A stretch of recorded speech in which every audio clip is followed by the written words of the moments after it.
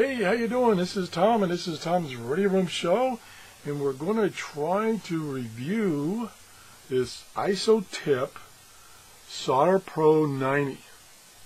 It's a butane soldering iron, so it requires no connection to electricity, and it has a temperature range of 480 Fahrenheit to 1000 degrees Fahrenheit. We're going to show this to you. The model number is the model is Solder Pro 90. The model number is 9010.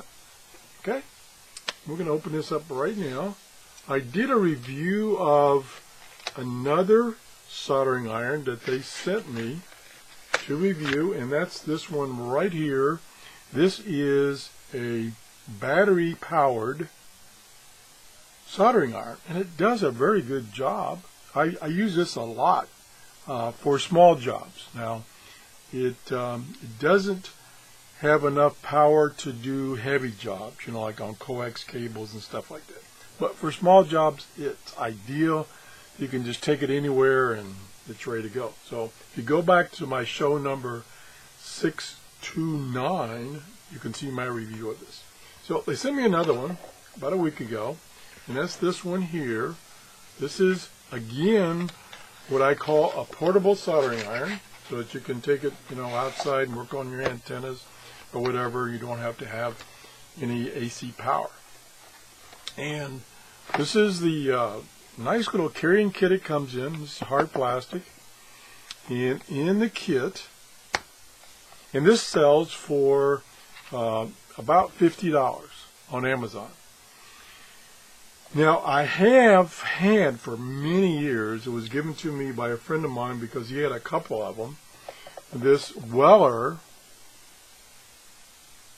soldering iron. This is also a butane soldering iron. This particular one does not have one of the main features this one has, and I'll talk about that later. The one that you can get today from Weller, or by Weller, with the same functions as this one, the IsoPro, is $140 compared to $50 on this. Okay? So there we are. The one drawback I have on this one is that, again, it's propane, so there's actually a little flame down in here that's heating a coil to heat the soldering tip, and the exhaust from the flame comes out of that port right there on the side there. And if you happen to point that towards your coax cable or whatever when you're soldering, or your circuit board, it could do some damage. So you have to remember to point it away from that. That's one drawback. I've made that mistake a couple of times. So we're going to look and see how this one does regards to that one problem with the Weller. So here's what you get in the kit. It's a pretty nice kit. Maybe I can zoom in a little more. There we go. So here is the soldering iron itself. Here is some solder in a little tube that they give you. And they give you the tip that's on it plus 3 additional tips. And one's like a knife tip. One's a wider tip than that's comes with it, and one is like a torch tip. You can actually use it as a little torch. And then they give you this little sponge thing for cleaning the soldering iron. And of course, this nice, very nice soldering case. This is what it looks like. It has a cover to take off. So there's the soldering iron itself. It does have this little stand, which is foldable in and out. That's very convenient for setting the soldering iron down and not having it touch the surface of something. Well, that's a nice built-in. Now, if I go back to the Weller, all it has is it has a little flat side here, so you can set it down. But as you can see, well, I guess you can't see, but let me turn it on side, both of them. What I was trying to illustrate is that This one with this little stand here puts it much farther away from where you're sitting it on than the Weller does. The Weller is probably adequate, but it's only, I would say, 1.5 inches, where this is probably 2.5 to 3 inches. So that's pretty cool. The other thing is, by having this flat side, you always put it down with the flame pointing up. You definitely don't want to put it down with the flame pointing down. So that's the difference on those two. Okay, so another feature that I mentioned, and I'll get to it right now, is this particular one. I think it sold for about $80 originally. It was older technology. It's probably 20 years old, I would guess, at least. And you have to use a striker or a little cigarette lighter to light it. It does not have any auto lighting feature. The one that I mentioned that's 140 does.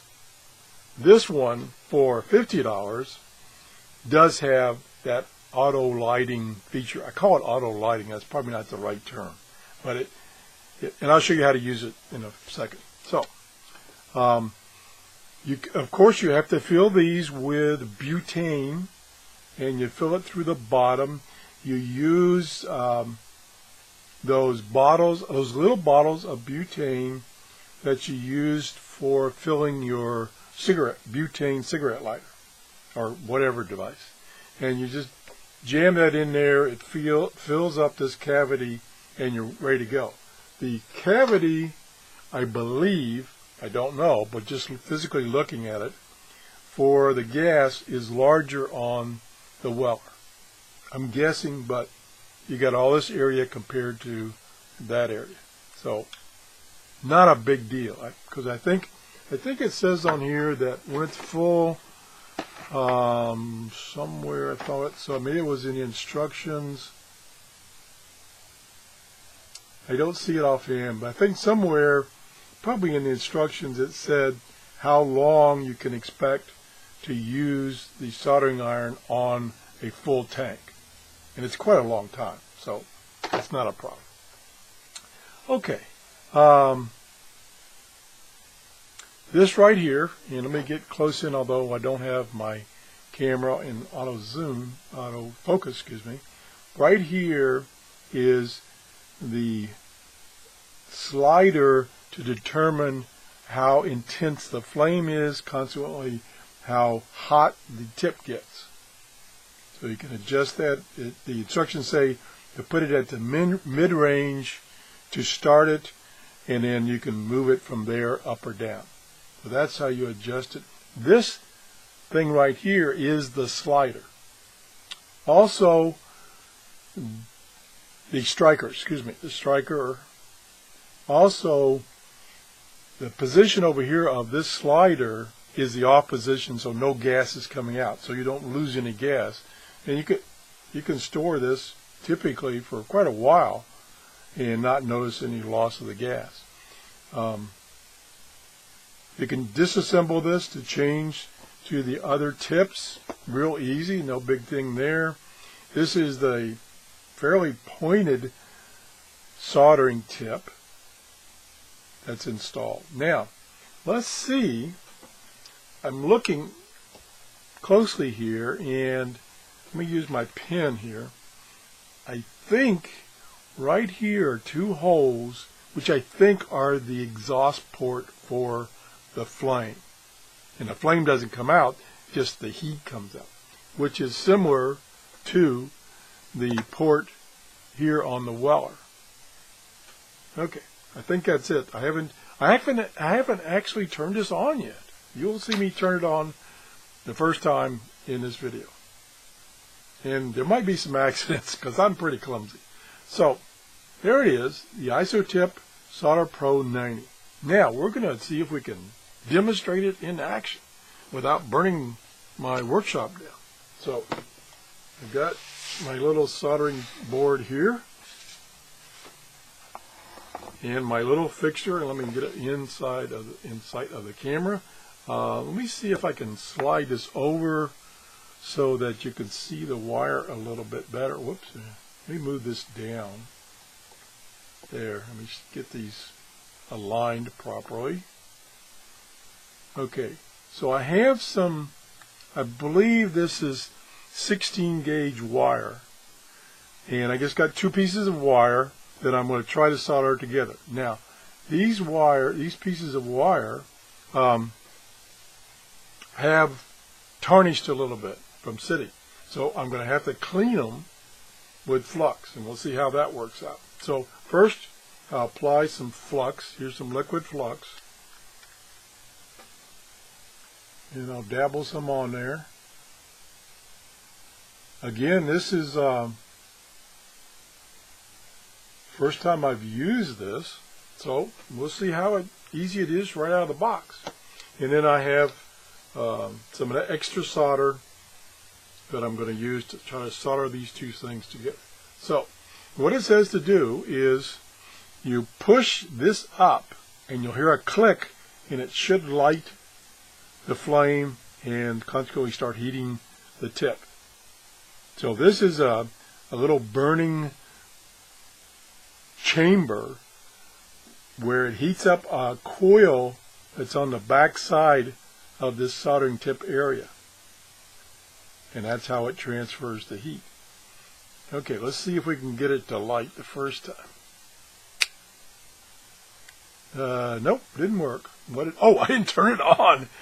Oh, what a dummy. Okay, turn it on, put it to about mid-range. Now it's on.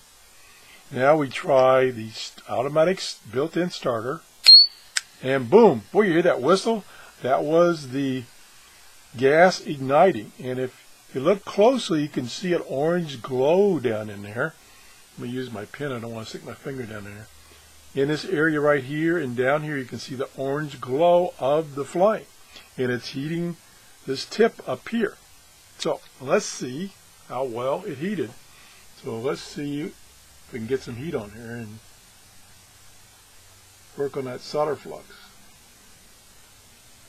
Okay, before we do that, like I say, I've never used this, so this is brand new. I'm going to put some solder on the tip, and it melts instantly.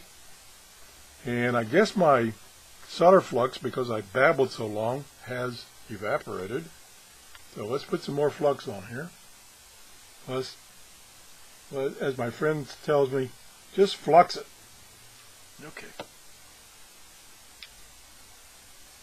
Okay, there, now it's going to town. Cleaning the wires. And I can smell the solder flux.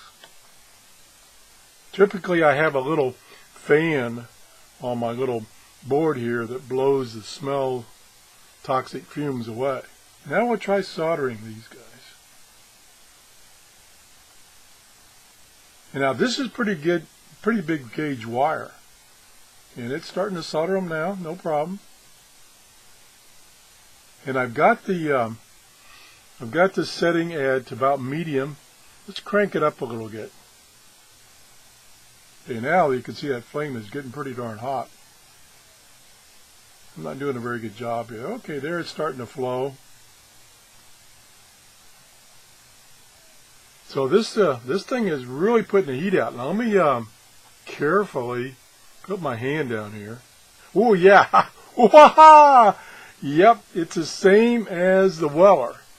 It is just like the Weller. It through this little hole right here is exhausting the heat from the flame, and let me tell you, it is hot. I may have to put some some medicine on my finger there. I didn't burn myself per se, but boy, that was hot. I thought I was far enough away. So it's putting that heat out pretty far from the tip there. Ooh, right there. I can feel it. Wow. Okay. Well, don't do that anymore, Tom. Okay, what a dummy. So it's putting some heat out now. I've got it about 2/3 setting. And this, it melts that solder instantly. So it's doing a great job.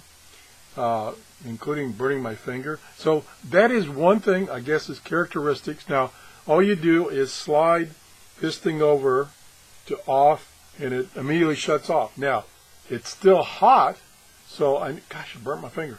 So I'll set it on a little stand.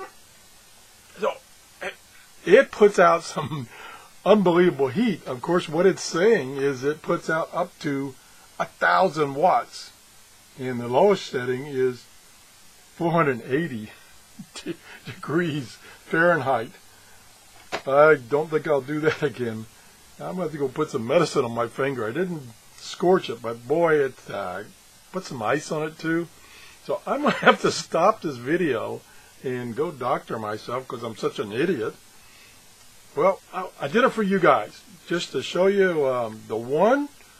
And it's an obvious drawback, because there's nothing they can really do about it, is they have to exhaust that flame somewhere. Now, it's, like I say, there's not really a flame there, but it's the heat from the butane burning inside the cylinder. So it's not coming out, but it is extremely hot. And if you didn't have this little stand, or you didn't use it, and let me just check something real quick. Yeah, if you don't put that stand out, this thing will lay in any direction. Basically, let me see. Yeah, it will lay with the flame pointing, a flame exhaust. No, maybe it won't. No, it won't. It won't lay with the flame exhaust pointing directly down. It will point, let me see, let's go back over on this side. It will point at about, a 70-degree angle towards, in this case, towards the wood. So that, if it was on and you laid it down without putting it on the stand, you would probably burn whatever it's laying on. So you got to be careful about that. And what I suggest is, as soon as you take it out to use it, is you put that kickstand down and then set your stuff up and then start it. But gosh, it heats up no problem at all. I would venture to say that you could use this on, let me show you what I'm talking about, that is hard to heat, is a coax connector like this. Once you shove a heavy coax cable down in here and you go to solder this tip, that's a big heat sink, and typically it takes a strong, heavy, whatever you want to call it, soldering iron to solder that. Now, I could do that test, but this is the size wire that you use in this particular coax connector. And since it's soldered to another wire with no problem whatsoever, I'm sure it would not have any problem soldering this. Now, this one, and maybe it's due to the tip on this one, because it's a flat chisel tip as opposed to the pointed tip here. Maybe it doesn't get as hot as this one does because of the type of tip. I don't have any other tips for this. So, and this one has worked fine, except when I go to solder something like this, it struggles. It'll do it, but it struggles. It takes a while for it to get hot enough to get a nice, consistent solder joint. So, I think this is a great soldering iron, butane gas soldering iron. It definitely puts out a lot more heat than the battery operated one, but I would say these are for different purposes. This one, you could not solder cable to this kind of connector. Doesn't put out enough heat.